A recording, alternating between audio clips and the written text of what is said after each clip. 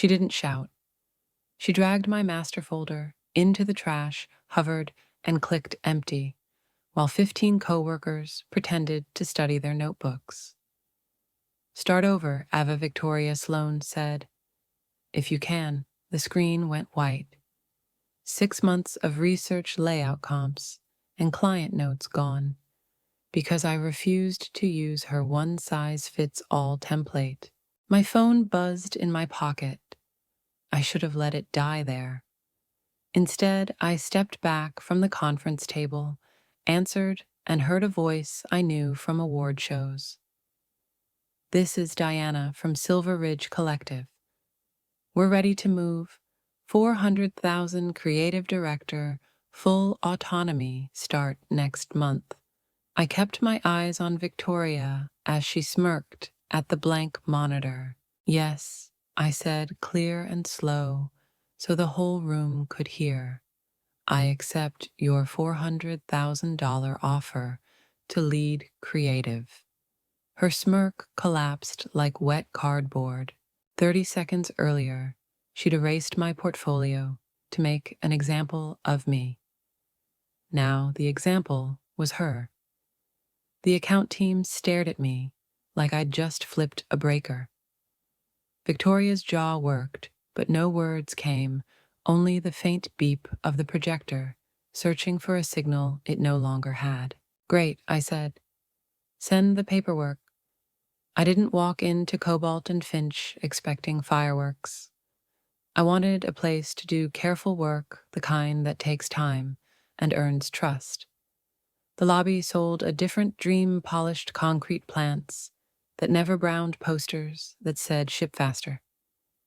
Past the glass rows of designers, click through the same preset libraries, like cashiers scanning barcodes. Victoria Sloan met me with a handshake that felt like a stopwatch. "We keep projects on rails," she said, guiding me into an office lined with white binders labeled SOP. There wasn't a single sketch on the wall, not one messy idea. "Our clients don't need therapy. They need deliverables," she added, smiling as if she had just settled a long argument. I wanted to argue anyway, but I kept my voice even. "They also need to be understood." She slid a tablet across the table. A timetable blinked to life. 30 hours for identity, 16 for website skinning, 8 for rollout, no variants. "You'll get used to it," she said. The first week, I tried to fit inside the rails. I also started listening on calls in hallways, in the brittle silence after Victoria's verdicts. Patterns surfaced. Clients weren't asking for speed. They were asking to be seen. The rails were fast, but they skipped the town. My first real chance to test that hunch was Barton Iron and Forge, a metal shop on the edge of East Austin. The brief asked for a clean, modern refresh. The owner, Caleb Harris, sounded tired when we spoke. "People think we make patio art," he said. "My granddad forged trusses for hangars in the 40s. We build gates that keep cattle where they belong through 3 summers." After work, I drove out to the shop. The air tasted like pennies. Sparks slid across the floor like comets. An elderly man sitting on a milk crate tapped a hammer with the rhythm of a hymn and told me stories nobody had ever written down. I spent nights at the Texas Memorial Museum, reading about wartime scrap drives, learned how Liberty ship steel traveled inland and how black metalworkers trained through programs no one photographs anymore. I recorded the clang of hammers and used it as a metronome while I sketched. We shaped a mark out of an old rivet head and the silhouette of a longhorn gate. We wrote a line, heat, history, honest work, and built a photo system that showed hands, not just finished product. When I showed Caleb, he didn't talk for a while. "That's my granddad's hammer," he finally said, pointing at a picture. He welded that nick into it the day before I was born. I wasn't tracking billable hours. I was tracking pulse. The rollout wasn't a skin. It was a story told across shipping invoices, shop, aprons, truck doors, and the gate that faced the county road. Orders spiked before we were done replacing signage. More important to me, the first email after launch started with, "My father remembers." We had turned a vendor into a living archive. Victoria's feedback arrived in the form of a question mark scribbled on a printout. Too gritty, I held my ground. She held her tongue, but the look said, "You made this harder than it needed to be." The second test came from Pine and Patch Co-op, a quilting circle started by three sisters who moved to Texas from eastern Kentucky. Victoria's deck for them was a pale green template with an earnest leaf icon. The sisters laughed, not unkindly. "Honey, we don't save the planet," June said, lifting a quilt made from oil-field shirts and church dresses. "We save what's left of our people." I spent a Saturday in their kitchen while a pressure cooker hissed and the women laid out blocks like sentences. They taught me how a flying geese line means travel and how a log cabin center holds a tiny square of red for home. We decided the brand should read like a family album. We photographed worn seams, handwriting on pattern envelopes, a hoop hanging on a nail next to last summer's rose print curtain. We wrote copy that asked customers to sew their own chapter into the cloth. The logo was a simple needle crossing the negative space between two initials, a nod to how communities actually hold together. We released short videos where June explained why she keeps the first crooked quilt she ever made. People cried, then bought out the kits in hours. Churches called for workshops. A retired teacher sent a check to sponsor a class for foster teens. Victoria called me into her office with a tight smile. "I'm hearing good things," she said, tapping a spreadsheet. "But your process is not repeatable. We can't have you wandering around kitchens listening to folk tales." I asked her what she thought brand loyalty was, if not folk tales told in public. Her eyes cooled. "Clients hire us to professionalize feelings, not to go looking for more of them." It was the first time I understood we weren't disagreeing about methods. We were working in different worlds, mine built on time and curiosity, hers on timing and compliance. The true turning point arrived at a Thursday mix and mingle, Cobalt and Finch, hosted for vendors and friendly investors. It wasn't poker. It was bourbon and darts on the back patio. Owen Mercer, the founder, stood under a heater, retelling a story about landing a statewide bank account. Beside him, his son Jason, the man I later learned was Victoria's husband, refilled glasses and compared quarterly margins like baseball stats. A print shop owner I recognized from invoices complained about his daughter's job hunt. "She has taste," he said. "She just needs a chance." "Send her over," Victoria chimed in without looking at me. We're always looking for people who thrive inside a system. I remember the clink of ice in Owen's glass, the way Jason's hand found Victoria's shoulder, proprietary, quiet. The room tilted a degree. I had been reading this place wrong. The rails weren't just about speed. They were about control, who set the pace, who stayed on who was thrown.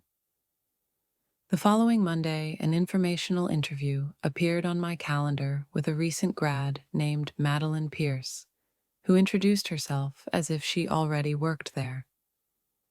She was sweet, bright, and unfamiliar with anything that wasn't a preset. None of that was her fault. It told me everything about the plan taking shape around me. So I began doing two kinds of work. One was the job I was paid for assets delivered on time, within reason, with as much soul as the system could stand. The other was the job of a farmer saving seed. I kept detailed notes in a private archive, birthdays, product lines, tied to life events, phrases clients used when they were most themselves. I made backup drives and brown paper folders with Polaroids and printouts, because the story of Barton's hammer and Pine and Patch's red center didn't belong inside anyone's trash can. I wasn't hoarding. I was making sure the thread wouldn't snap if someone pulled it. When the sabotage started, it arrived dressed like housekeeping. Two big deadlines would suddenly share a Tuesday. A kickoff would happen without me. Then I'd receive a 4-bullet summary that excluded the only thing that mattered. I thought you'd intuit the rest, Victoria would say, as if intuition were a telepathic service included in my salary. When I advocated for a client to review early sketches, she called it weak boundaries. When I landed a referral, she reassigned it to diversify exposure. The message was simple: sit still color inside the lines. Stop making people care so much that they ask for you by name. I didn't sit still. I scheduled coffee with clients under the pretense of reviewing maintenance items and asked questions no one puts on forms. What scares you this year? Where did your grandfather work? What song played at your wedding? I wasn't gathering gossip. I was listening for themes that obeyed the slow laws of people. The more I listened, the more clients invited me into rooms where decisions are actually made. Warehouse floors, church basements, back patios, where someone sets down a story they've carried too long. In those rooms, I learned that true brand work is not a mask. It's a mirror built carefully enough to show a person their own courage. That was the turning point, choosing people over the system even while I was still employed by the system. Not to torch bridges, but to keep them from rotting. I stopped waiting for permission to do the meaningful parts. I documented everything CC'd what needed CCing and saved what couldn't survive a purge. I told myself a quiet promise: if someone tried to erase the work that had earned trust, I would not argue. I would walk toward a place that understood why the work mattered and bring the people with me who wanted their stories told. It felt like treason to the rails. It felt like fidelity to the town. At 8:11 a.m., a subject line cut through my inbox like a cold front professional standards review mandatory attendance. It wasn't our normal Monday check-in. The invite came from Operations CC'd to Owen Mercer with a note about portfolio centralization and scope hygiene. The phrasing felt like it had been run through legal and sanded smooth. Hannah from traffic pinged me. Did we do something? I scrolled the agenda. There it was in euphemistic italics. Demonstration of compliant processes. I'd spent months building guardrails for clients who valued memory. Now management wanted to put that memory on a leash and call it safety. By noon, the office looked staged for a catalog. Fresh succulents materialized on credenzas. The whiteboard that usually bled red deadlines was scrubbed to a shine. Victoria moved through the bullpen in a navy dress that said "Control," followed by Jason in a blazer he wore like a badge. "Quick housekeeping," she announced. "We're tightening our approach. Red folder protocol starts today. Final assets and supporting materials live on the server. Not laptops, not personal drives, not desk drawers." Her eyes found mine on that last one. She smiled like it was a wellness tip. We'll demo best practices at 2. A minute later, an email thread landed by accident in my inbox. Someone had typed AVA instead of AV. It was Operations Victoria and a consultant from a firm that audits agencies for repeatability. Buried 3 replies down was a line that hummed, "Ensure single-point dependencies are neutralized. Shadow roles in place. If needed, reassign client-facing contacts." Madeline Pierce's name sat beside Shadow. I forwarded nothing. I took a screenshot, printed it, and slid it beneath the lining of my notebook like a pressed leaf. Not proof or court proof for me that I wasn't paranoid. The unexpected part came from outside the building. Caleb from Barton showed up at reception with a welded plaque he'd made for our lobby, a small gate with the word "Welcome" bent into the crossbar. He'd never visited without an appointment. "Figured you could use something real," he said, handing me the weight of it. He lowered his voice. "A man from your board called me last night, asking if my loyalty was to your firm or to you. I told him those weren't different until someone made them that way." He squeezed my shoulder. "Whatever this is, don't let them name it for you." That same hour, June from Pine and Patch texted a photo of a circle of women holding up quilts in a church hall. A reporter from the local paper had dropped by to cover their heritage mending class and asked why their brand suddenly felt alive. June's answer made the afternoon edition because someone listened to our mothers. Calls started coming in 2 community colleges, asking for workshops, a veterans group wanting a sewing drive for families in transition. Nothing about that surge was predictable, which was exactly the point. The story worked because it wasn't a product, it was people. At 1:42 p.m., Victoria gathered leads for a pre-brief. She closed the door and clicked a remote. A slide appeared with 4 columns, time scope, variance, risk. Our work lived in the last column, highlighted in orange. "We're going to show investors," she said, "that we can remove variance." She watched my face the way a lifeguard watches a ripple. "Ava, your cases go first. We'll review non-essential artifacts and demonstrate how the red folder solves sprawl." Jason leaned in the doorway, as if to pin the oxygen in place. I asked who defined non-essential. "Management," she said. "Today, I spent lunch doing the unglamorous work of self-respect. I checked my backups, labeled drives, exported proofs, and wrote 3 hand-addressed notes I'd been meaning to write. Anyway, 1 to Caleb's grandfather's widow, 1 to June's church secretary, 1 to a retired teacher who had funded that foster teen class. Not because I expected a fire, because gratitude should never be collateral damage in a fight about process. Then I walked the block in the heat, rehearsing what I would and wouldn't say. I wasn't going to plead for the work. I was going to witness what it had done. 2 o'clock arrived with the hush that follows a threat. Operations wheeled in a cart with neatly labeled folders. A projector warmed to life. Owen appeared in the back with a man from the consulting firm and a woman whose lanyard said Investor Relations. Victoria's voice took on the calm tone of a yoga app. "We're here to model excellence." She opened my Barton folder and pulled up our research map, the oral histories, the photos of tools, the captions about wartime steel roots.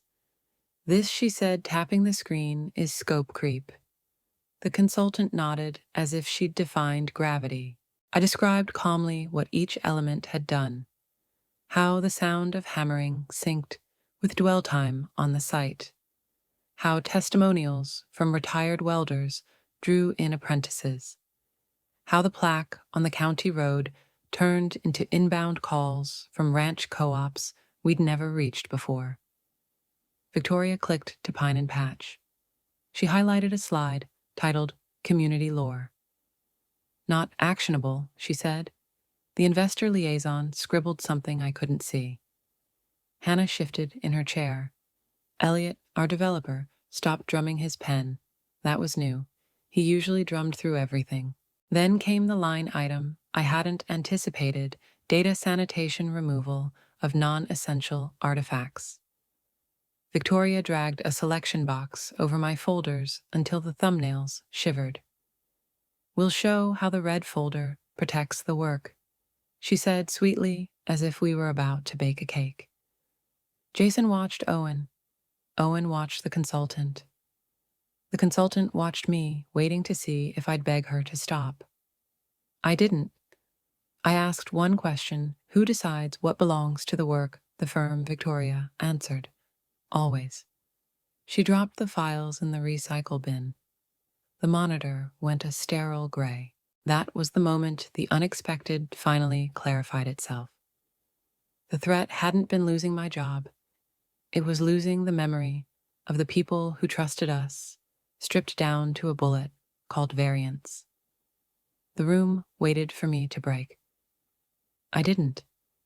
I thought of Caleb's gate, June's crooked first quilt, the teacher who mailed a check with a note that said, "Make it matter." My phone started buzzing in my pocket. The caller ID lit up with a name I'd only ever seen on stage lights and juried lists. I excused myself, stepped into the hall, and answered. "Ava, this is Diana Walsh from Silver Ridge." The voice said, brisk but warm. "We've watched the Barton work the Pine and Patch films, and a dozen smaller choices I doubt your leadership even noticed. We're expanding in Austin and want you to lead the story team. 400,000 profit share creative veto. You set the bar, we back you." I stared at the carpet where the hall runner had frayed and felt something steady click into place. Not ego. Alignment. Behind the door, I could hear Victoria explaining deletion as discipline. I let Diana finish, asked 2 plain questions, and walked back into the room you've already seen in our opening. You know the rest. Perspective didn't change because of the salary. It changed because the room finally went quiet enough for me to hear my own reasons. Victoria was still talking when I set my phone down, but I was done translating myself into her language. I had believed that if I did the work well enough, the rails would loosen. That day, I understood the rails were the point. The process was not a tool. It was a fence. And fences are built to keep living things from moving. I looked at the blank projector screen and felt not rage, surprisingly, but relief. Relief that I no longer had to argue for the existence of memory inside a building that treated memory like clutter. I breathed, and the room turned from courtroom to exit ramp. Hannah's pen stopped scratching. Elliot took off his headphones and actually met my eyes. We were all trained not to notice moments like this, the way servers ignore a dropped glass so the dining room keeps eating. But once someone says yes to their own work, quiet spreads with its own authority. I told Victoria I would submit my resignation by close of business and that I wished the team well. Jason started quoting policy. Owen lifted a palm and asked for a minute alone. I gave it to him. In his office, the blinds hummed. He didn't threaten. He asked a question I didn't expect from a founder. Was I blind from the start, or did I get scared? I answered as kindly as I could. So fear looks a lot like efficiency when revenue is nervous. I returned to my desk and packed without drama. A box, a plant, the plaque Caleb had made a photograph from Pine and Patch where a crooked line of red stitches held the middle together. I left the company laptop and every file that belonged to them. I took only what no policy could claim, the way June's voice softened when she spoke of her mother, the smell of iron that clung to my jacket, after Barton nights the promise I had made to myself to keep people whole. Perspective, I realized, is stewardship. It isn't about proving you're right. It's about guarding what's fragile so it can grow strong. For the first time since I'd joined, I wasn't trying to win an argument. I was walking a client down the steps in a storm and holding the rail until they reached the truck. Word travels fast in creative towns. By late afternoon, my phone hummed with the awkward chorus of support that follows a public break. Some messages were brave, some careful. Hannah wrote, "I'm proud of you." Elliot sent only a link to a song we'd argued about and a thumbs up. A junior designer I barely knew asked, "How do you know when to stop hoping a place will change?" I typed, deleted, and typed again.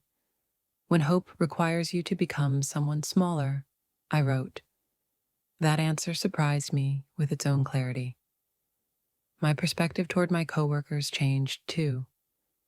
I stopped seeing them as silent bystanders and started seeing them as people doing math with mortgages and aging parents.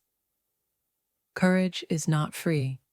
It has a price, and the receipt shows up later. Diana and I met that evening in a coffee shop that closes at 6, but keeps the lights on for conversations that matter. She didn't sell me on perks. She asked what I needed to protect the work from becoming theater. I told her I wanted 2 things: time with people before we ever touch a mood board, and a promise that our checklists would serve the story, not the reverse. She laughed and said, "You just described our operating system." My view of leadership shifted on the spot. It wasn't charismatic speeches or big reveals. It was small, consistent permissions that make curiosity safe. At Silver Ridge, the standard wasn't sameness. The standard was conscience.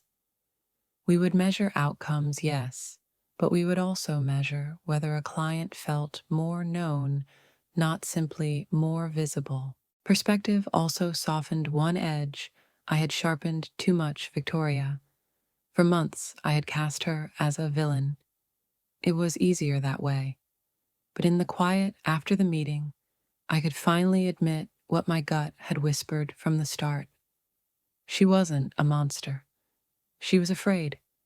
Afraid that if work could not be reduced to boxes and hours, power would have to be earned fresh every morning. Afraid of a world where clients choose people, not platforms. Afraid her place in the family machine would wobble if outcomes depended on listening she did not know how to do. Understanding that didn't excuse her choices. It explained the ferocity. Fear with a badge behaves like law. My perspective shifted from revenge to boundary. I didn't need her punished. I needed her away from the controls. I drove home by the long route, past the river and the neon barbecue signs, and let the day settle into something I could name. The name was duty. Not the heavy, joyless kind. The kind you feel when someone trusts you with their grandfather's hammer or their mother's recipes. Duty meant building practices that outlived my mood. I wrote a short creed that night and taped it inside my bag. Start with listening. Show your math. Keep the receipts of gratitude. Teach the method you expect. Protect the archive. The next morning at Silver Ridge, I shared it with the juniors. We made a checklist together, not to trap imagination, but to shepherd it through deadlines without losing the people inside the work. A good checklist asks, Who did we hear from, and who did we miss? Calls from clients followed, not as a flood, but as a steady rain you can plant into. Caleb wanted to know what moving his story would look like without burning bridges. June asked if the church could host a pop-up market with training for kids aging out of foster care. A restaurateur I had met only once asked if we could build his opening around recipes from migrant crews who had cooked behind the scenes for decades. At Cobalt and Finch, they would have been accounts. In my new vocabulary, they were neighbors. That changed everything. We still scoped hours and set milestones, because craft without schedule is a wish. But we built margin for listening into every plan. We added a line item called stewardship and funded it like it mattered. It did. It changed outcomes quietly.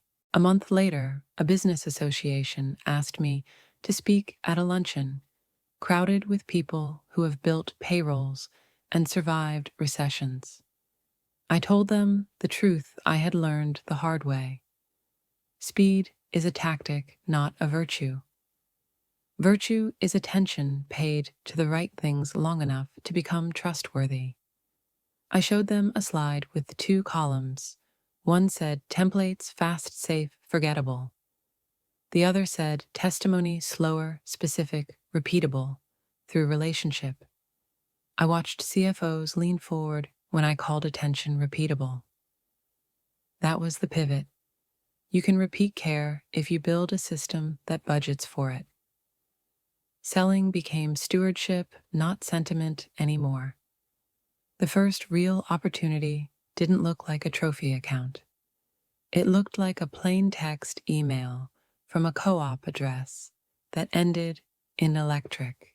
The Texas Rural Energy Cooperative, 36 small providers stitched together across counties bigger than some states, wanted help explaining a complicated pivot to their members. Storms were rougher, the grid was modernizing, and a community solar program was coming. Their members skewed older. They didn't want hype. They wanted truth with diagrams.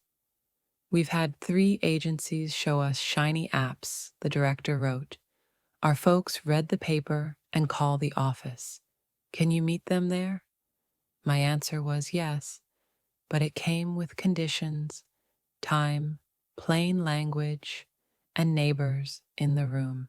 We built something I called front-porch sessions, listening meetings held where people actually gather, volunteer firehouses, church halls, feed stores on a Wednesday at 2. No stage, coffee urns, a whiteboard. We mailed invitations that looked like ledger pages your granddad might have used to track seed. We brought a field recorder and asked permission to capture Q&A, so no one had to trust our memory. Our designer Hazel drew power diagrams by hand with a Sharpie while I translated engineering into kitchen table sentences. We promised to publish an after-visit note for every session like a good doctor does. Then we did it. The first session, a woman with silver hair and work boots asked if solar meant we'll be told when we can run our washer. An engineer started to answer in acronyms. I stopped him. Ma'am, it means you'll have one more way to keep the lights on, that's all. Nobody's coming for your washer. She nodded once the way people do when they're deciding whether to trust you. We kept going. We added bill redesigns in 14-point type phone scripts that used the same words as the mailer, and a local radio segment at 7:15 a.m. when folks sit in trucks outside diners. The co-op called it branding. We called it telling the truth in places where truth is allowed to land. Results came in forms. Spreadsheets rarely make room for fewer angry walk-ins more. Thank you for explaining it. like a person messages older members bringing in their grandkids to ask how panels work. Then came numbers, member satisfaction up 22%, late payments down signups for the community solar program beyond projections by a third. Silver Ridge's CFO smiled at the graphs. I smiled at a note from a lineman's wife taped to our office door. That mailer kept my husband from having to be yelled at for something he can't control. The opportunity, I realized, wasn't just the account. It was proof that our method scaled without sanding off the people. Word spread sideways like good gossip. Heritage Markets, a regional grocer with 40 stores, asked if we could help them stop sounding like a chain and start sounding like a neighbor. Their customers were older. The store aisles doubled as walking tracks in summer heat. We built aisle stories end caps with recipe cards from church cookbooks, growers' Polaroids, clip-to clothespins, and short audio snippets you could scan to hear Miss Loretta explain why she slices tomatoes over the sink. We paid for the stories, not just the produce. We used big type and honest photography, the kind that shows wrinkles on hands and the shine on a good onion. Sales lifted, sure. Return visits did too. But the nicest metric was a cashier telling us people linger. They talk to me. Opportunities tend to rhyme. Pine and Patch's Quilting Circle was invited to host in-store Mend Days twice a month, sponsored by Heritage. We printed memory ticket tags for shoppers to pin to quilts in progress with a short note about who taught them to sew. A veteran wrote, "My mom's kit waited in a box until VA group. Thanks for bringing it back." The co-op sent a pallet of Light Bill Basics flyers to hand out at the same table. It stopped being a campaign and turned into connective tissue. That's when I realized we needed a tool that protected this kind of work from becoming personality-driven. So we built Archive in a Box. Archive in a Box looked like a shoebox, because shoeboxes are where families keep things worth keeping. Inside a cheap field recorder with a printed consent card, a stack of photo sleeves, a fat black pen, a story guide in plain English. Ask about the first day, the hardest day, the best surprise, and a return label. We trained clients to be their own archivists. They mailed us back Voices grocery lists with grease stains receipts from first deliveries, hymn numbers scribbled in pencil. We cataloged the artifacts and taught juniors how to handle them with respect. White gloves, optional patience, mandatory. Then we built campaigns from the ground our clients stood on, not from mood boards, cribbed off competitors. Not every opportunity clapped for us on the way in. The State Tourism Consortium, the crown jewel of Cobalt and Finch's roster, announced a review. We knew they'd pitch with drone footage and sunsets over water. We walked in with a map called The Neighbor's Route Scenic Drives, stitched together by conversations with park rangers, fry cooks, musicians, who play noon sets at VFW posts. Our aging audience doesn't chase photo ops. They revisit memories and bring the next generation. We outlined accessibility improvements, large type itineraries, and a traveling exhibit of community artifacts we'd collect and insure. At the end, I called an elder from the River Tribe on speaker. He blessed the idea of telling the story right. The room changed temperature. Cobalt and Finch presented after us. Even without peeking, I could feel the drone footage hum through the wall. Later, a committee member told me they'd said efficiency 8 times in 6 minutes and promised a portal that would gamify exploration. The award notice came a week later, Silver Ridge full scope.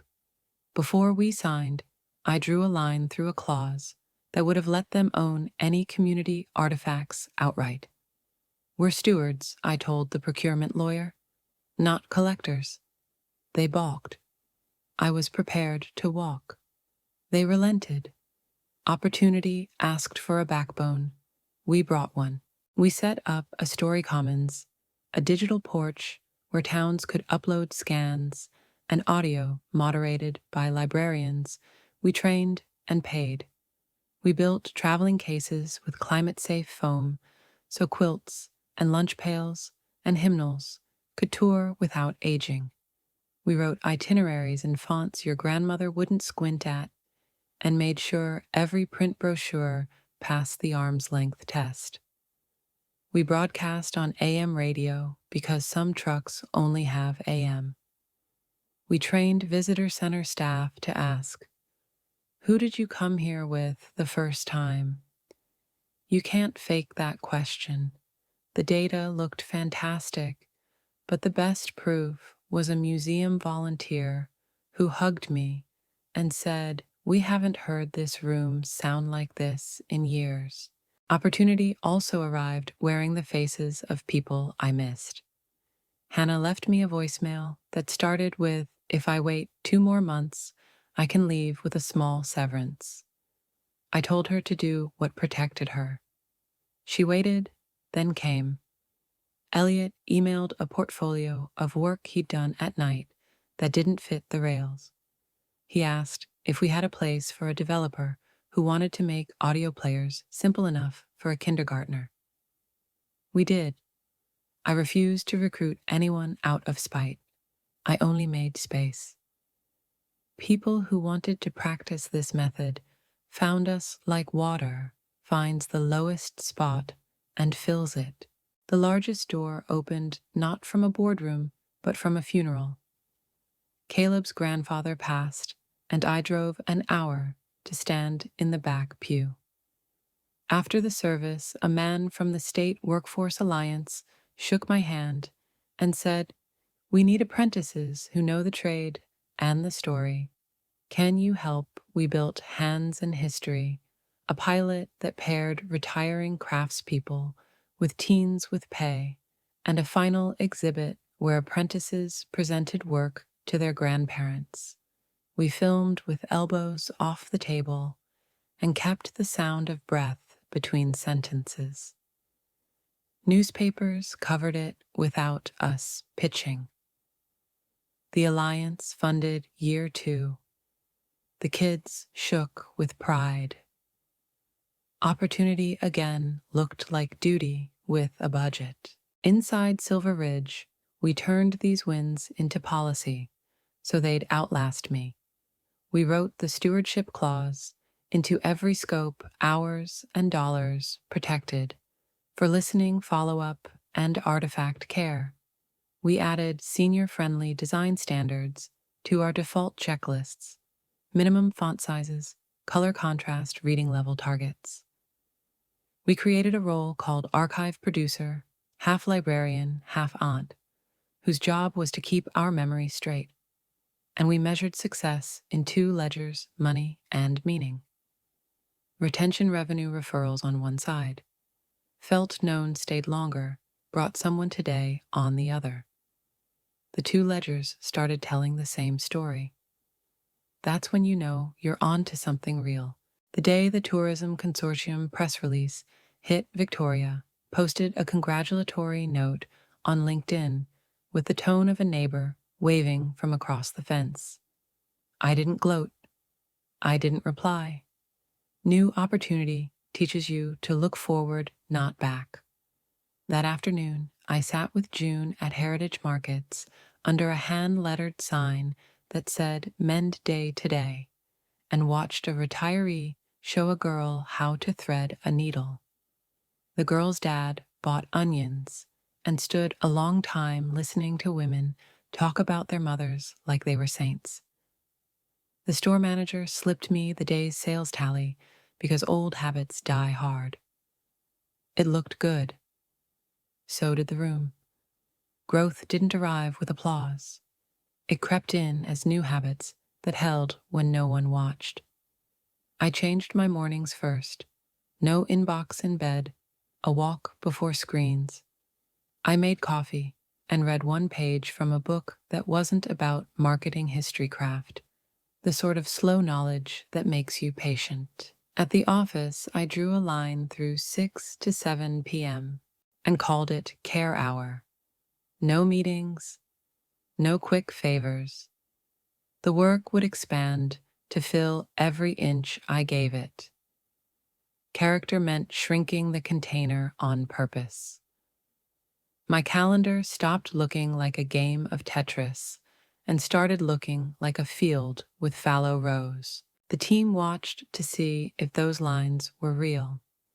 They became real the first time a client demanded a 7:30 p.m. call, and I answered, "We'll have a better brain for you at 9 tomorrow." We didn't lose the account. We gained their respect. Older customers kept telling us, "You sound rested. That shouldn't be rare, but it is." I learned that leadership's first duty is modeling a sane pace, so the youngest don't think exhaustion is how you prove you care. Care is measured in attention, not hours. Mentoring changed me more than any win. We set up apprentice table on Wednesday's lunch around a scarred oak slab where juniors brought work and elders from our client network brought stories. A retired postal worker explained the art of roots. A church pianist showed us how to mark the same hymn for 3 different congregations. Our developer, Elliot, stripped code down to verbs. I didn't perform. I asked questions a grandmother would ask. Who taught you that? Show me the step before this step. What did you notice after you thought you were done? Watching Hazel, our young designer, translate a friar cook's directions into wayfinding icons taught me more about humility than any conference. My own edges softened when I admitted I had some. One misstep made the lesson plain. We launched a campaign for a roadside museum built around a family's Dust Bowl migration. In our first cut, we used language the curators loved: dust, grit, endurance. A neighbor pulled me aside after the preview. My granddad called it failure for 40 years, he said. He couldn't forgive himself for leaving Oklahoma. I had made a story tidy that wasn't. We pulled the pieces, sat at a kitchen table, and asked the family what words they could bear in print. They chose making do and starting again. We reprinted the brochures at our cost. The exhibit did fine. My character did better. Growth meant repenting with speed and receipts. Boundaries also needed to be kinder than my anger. For months, I carried a private theater in my head where I crushed Victoria in debate. It was a waste of oxygen. One afternoon, I wrote her a letter I never sent. I thanked her for the few things she'd done well: clarity under pressure, a clean kickoff checklist. I explained that fear had run her shop, and fear makes for average art. Then I put the letter in a drawer and got back to work. Letting go was not weakness. It was a refusal to let an old argument colonize my new life. Hiring forced me to grow past taste. The easiest path would have been to fill the room with people who sounded like me. We did the opposite. We recruited older workers returning to the trade veterans with steady hands, moms coming back after long caregiving seasons. We put qualifications in plain English. We paid candidates for take-home exercises. We banned unpaid trial days. We wrote job posts with the reading level we use for our seniors. Our best hire that quarter was Ruth, a 58-year-old former librarian who became our first archive producer. She taught us to label the backs of photos with pencil, never pen, and to include the weather in our session notes because memory hooks to weather. The room got better the week she arrived. I asked the team to help me police my own good ideas. My instinct is to collect stories. That can turn into pressure if I'm not careful. We created a red card, a literal red card a client could lay on the table anytime a question felt too close. That's not for the brand, they'd say, tapping the card, and we'd move on. No explanations required. We added a right to be forgotten clause to every scope. If a family wanted a piece of their history removed later, we'd unspool it and cover the reprint. It cost money. It saved trust. The act of writing those protections into contracts changed how I carried myself. I stopped feeling like a minor and started feeling like a steward. Press attention arrived the way storms do in August, loud and late. A national magazine asked to profile our folklore-forward approach. I said yes with two conditions: they'd interview our clients first, and we'd have final say over any image showing an heirloom. The writer bristled. I told her what we tell everyone: the work isn't scenic, it's sacred. She came anyway. She sat in a feed store and listened to a 90-year-old describe rebuilding a granary after a hurricane, and she cried in the parking lot. The piece landed, and for once, the quotes that mattered belonged to the people we serve. Growth is learning to protect the room where people tell the truth from becoming a stage. I also grew a life outside the shop. It sounds simple, but I started cooking. Not Instagram plates. Food my mother would recognize. Beans, cornbread, chicken thighs in a cast iron skillet. I called my dad, a retired electrician, to ask how he steadied his hands on ladders. You don't steady your hands, he said. You steady your breath. It cracked something open in me. I'd been living like a hummingbird. Now, before tough meetings, I'd stand in a stairwell and count to 4 in 4, out the way he taught me. A week later, I found myself teaching the same thing to a nervous intern before her first client call. My father's trade climbed into my work by way of air. The harder part of growth was learning when not to rescue. Madeline, the recent grad Victoria, had lined up to shadow me, messaged me after she left Cobalt and Finch. She wanted coffee. I said yes with a knot in my stomach. She was as earnest as I remembered.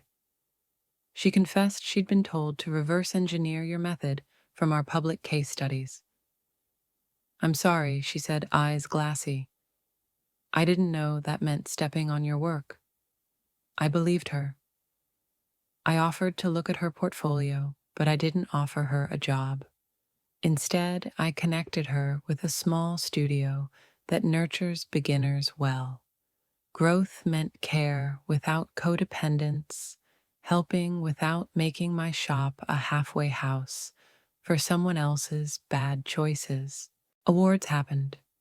We put them on a shelf near the door that creaks, the one everyone passes on the way to lunch. When I accepted a regional prize, I kept my speech short. I thanked 3 elders by name and said, if the work lasts, it will be because we learned to measure patience. Thank you for paying for patience. People laughed like I'd told a joke. I hadn't. Back at the office, we wrote, "Pay for patience" on a sticky note and stuck it to our budget template. That line has saved more projects than any clever idea I've pitched. Not everything we tried worked. We built a traveling listening booth that looked great in photos and terrified shy people. We killed it after 2 outings and replaced it with folding chairs and a thermos. We tested a glossy magazine and learned our audience preferred stapled zines they could tuck into a Bible. We bought too many field recorders, not enough clipboards. I told the team we would celebrate endings as much as launches. The new muscle wasn't winning. It was pruning without drama. Season by season, my voice changed. I quit writing to impress. I wrote to be understood by someone who holds a page at arm's length. I chose verbs you can act on. I cut decorative adjectives like they cost money. When an engineer slipped back into jargon, I'd hand him a broom after the meeting and say, smiling, sweep your sentences. We'll all breathe better.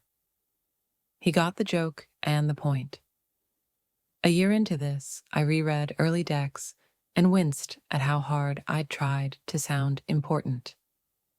Growth is the relief of honesty. The clearest measure of change came in a small room with fluorescent lights. The Rural Energy Co-op invited us to a member meeting in a town I'd only ever driven past. The chairs were metal. The coffee was strong. After our update, an older man wearing a cap with his unit patch cleared his throat, and said, I didn't trust you when you showed up at the firehouse last spring. I figured it was another city outfit. But you came back, and you ain't talking down to us. My wife can read your bills now. He nodded once and sat. The room hummed. I didn't cry. I breathed and said thank you. The younger version of me would have needed that moment to prove something. The current version took it as a reminder to stay small enough to hear the next hard question. On my desk, there's a photo of a hand with a scar across the knuckle. It belongs to Caleb's grandfather. The photo isn't framed fancy. It's taped to a manila folder labeled Keep. That's the growth I'm most grateful for, the quiet conviction that keeping is part of making. Keeping promises, keeping archives, keeping pace. Leadership became for me an act of guarding the conditions where other people's good work can take a breath and then take root. When I'm tired, I don't ask, what big thing can I do? I ask, what can I keep today? A boundary, a practice, a person's dignity. Most days, that's enough. I used to replay the meeting like a bad song. The gray screen, Victoria's hand, hovering, the click, the silence. Now, when my mind wanders, there I don't feel my stomach drop. I remember the weight of Caleb's welded plaque in my hands, and the sound of June laughing as she taught a girl to thread a needle at the grocery store. I remember how the room changed when I said yes to work that fit my name. Deletion was loud. Building has been quiet. Quiet wins are the kind that stick a bill written in type A. Grandfather can read without hunting for his glasses. A map that helps a widow find the river road she drove with her husband. A young apprentice who shakes a mentor's hand and calls himself a tradesman for the first time. People ask if I ever wanted to go back and prove a point. Here's the truth, the point proved itself. When the State Tourism Consortium named Silver Ridge as their partner, nobody cheered in our studio. We adjusted timelines, checked our archive kits, and made sure every town on the route had a librarian who knew how to scan a photograph without bleaching it. After the first exhibit, an elder pressed a coin into my palm, just a quarter worn smooth, and said, "For keeping the story right." I still carry that coin. It reminds me that respect is a currency. You earn it slow, you spend it carefully, and you don't throw it at shiny things. Weeks later, Owen Mercer asked for coffee.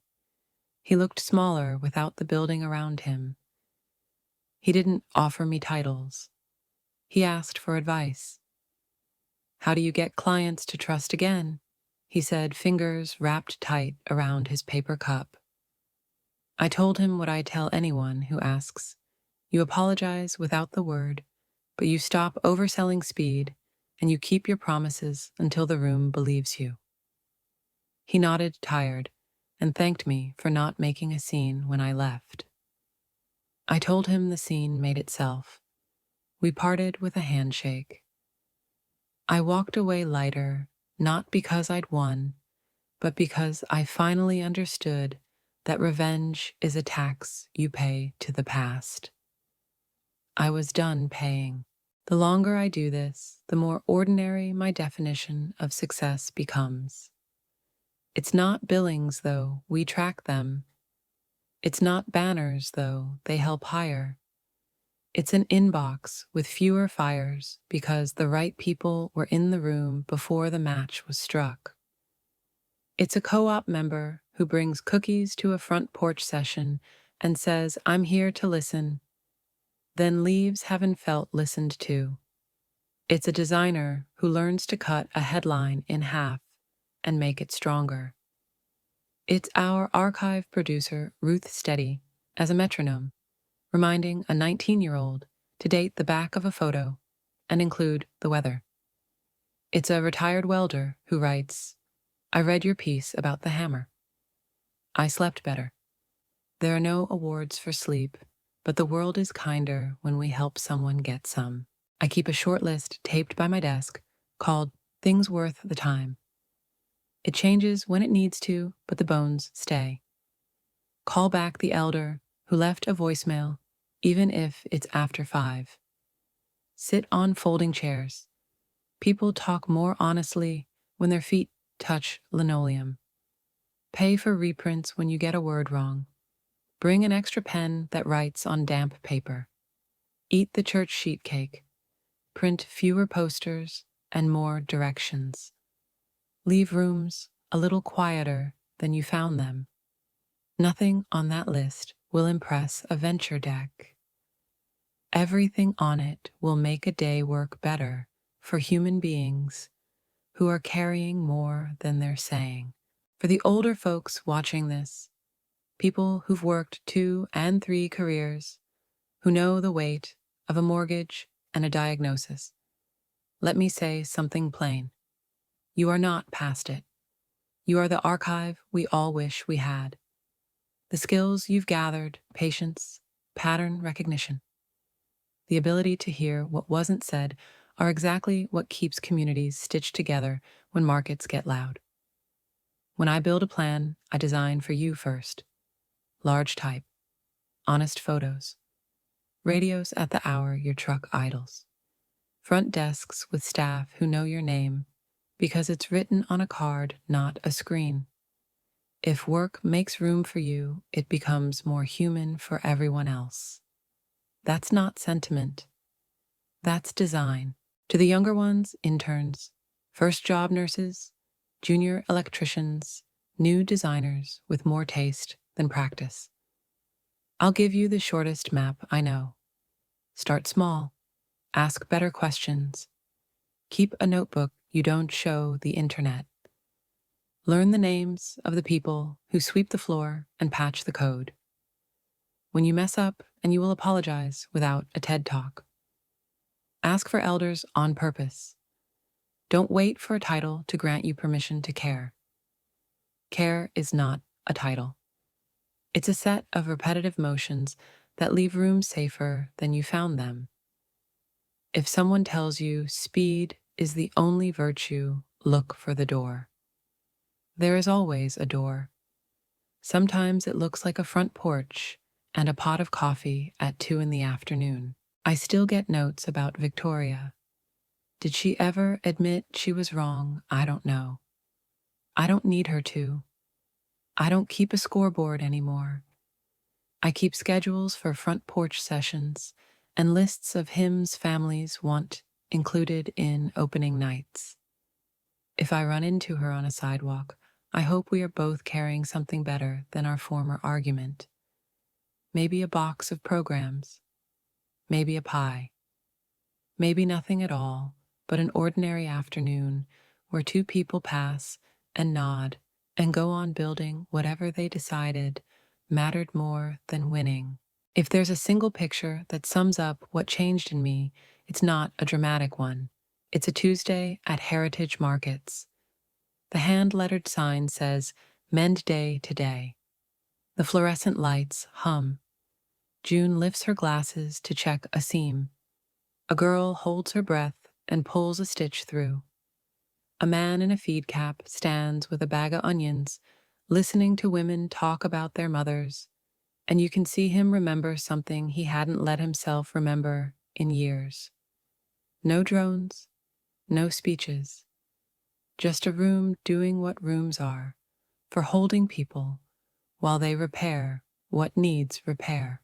When I close the studio at night, I do a last lap with the lights half off. I touch the edge of the scarred oak table. I check the archive boxes. I read the whiteboard and make sure tomorrow isn't shaped like a panic. Then I lock the door, go home, and cook something simple. There is work in the morning. There are always more stories than hours. That used to frighten me. Now it steadies me. The point is not to capture everything. The point is to keep enough memory, enough margin, enough mercy to carry forward without breaking. If you're standing where I stood with someone's finger hovering over your life's work, hear me, there is more than one room. Find the one that makes you bigger, not smaller, and bring your people with you. The rest will sort itself out. Stewardship beats spectacle. That's the lesson I carried out of a conference room that went quiet after a single delete key. Speed isn't a virtue by itself. It's a tactic that can be borrowed by anyone. What sets work apart is attention offered consistently, with receipts, who we heard, what we kept, how we honored it. When organizations confuse control with care, they build fences where bridges should be. When we budget for listening, patience becomes repeatable, and trust shows up on the ledger like any other asset. Templates make things fast. Testimony makes them last. Stewardship means refusing to extract stories. It means tending them with consent context and the right to be forgotten. Boundaries aren't walls. They're rails that keep people from being harmed by process. The proudest numbers I've seen were not clicks. They were quieter, fewer, angry walk-ins, more neighbors, lingering bills, read without squinting a quarter pressed into a palm. Revenge is a tax to the past. Service is an investment in the future. Pick service. Keep enough memory margin mercy to move forward without breaking. If you protect the room where people tell the truth, the work protects you back, and scoreboard takes care of itself.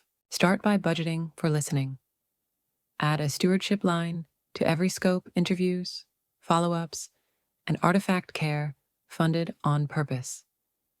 Host front-porch sessions where your audience already gathers firehouses, church halls, union rooms, and publish after-visit notes in plain English. Build an archive in a box, a cheap recorder photo, sleeves, consent cards, and a return label. Teach staff to catalog gently. Create a red card that any participant can tap to skip a question without explanation. Offer a right to be forgotten and pay for reprints if you remove material later. Design for elders first, large type, strong contrast, arm's length readability, phone numbers in bold. Trade launch events for small demonstrations where people can touch, try, and talk. Measure money and meaning retention referrals, plus felt known and dwell time. Protect a care hour and keep it sacred. Finally, write down your creed share with the team and let it decide hard days. If this story earned your trust, tap like, subscribe, and share it with a colleague who needs proof that patience pays. In the comments, tell me the one story at your workplace that deserves to be kept, not templatized.